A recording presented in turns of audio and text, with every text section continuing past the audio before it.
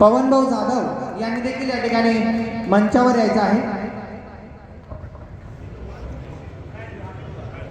पहाटेच्या गुलाबी थंडीत परगंडेचा गंध जसा दरवळावा, हा पहाटेच्या गुलाबी थंडीत परगंडेचा गंध जसा दरवळावा, आजचा कार्यक्रम तसाच फुलावा, तसाच फुलावा, तसाच फुलावा।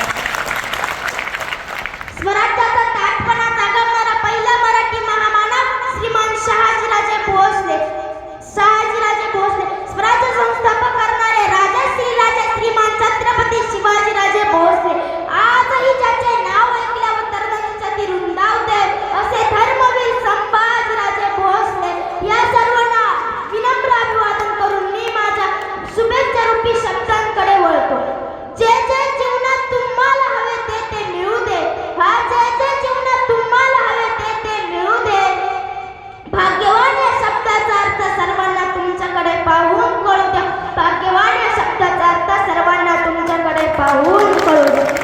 जे जे समाज परिवर्तन आम्हास हवे ते ते तुमच्या हातून घडू द्या, जे जे समाज परिवर्तन आम्हास हवे ते ते तुमच्या हातून घडू द्या।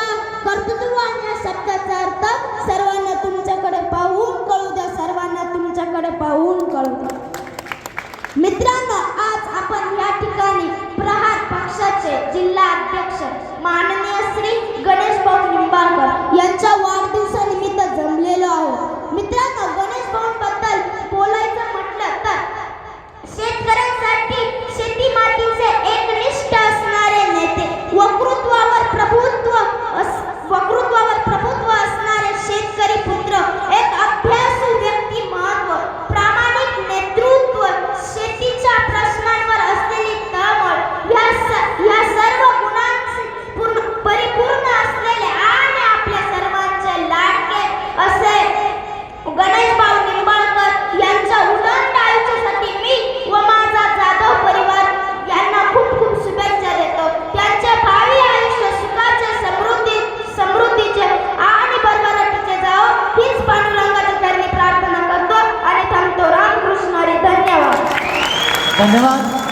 मी चिरंजीव धनंजयला विनंती करतो, आपण स्टेजवर भाऊंच्या सोबत बसायचं आहे।